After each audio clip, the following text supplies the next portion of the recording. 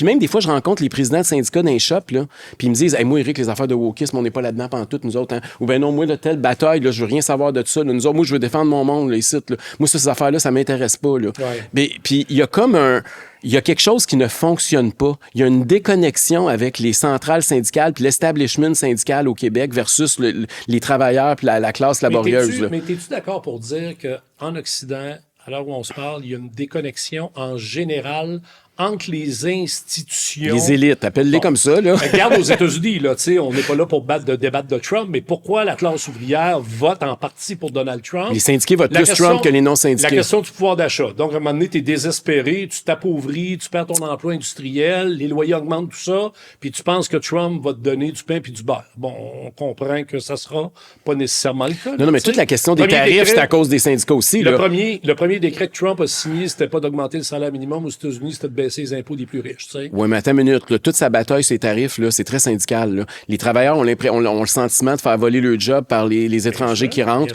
puis ils veulent consolider leur industrie.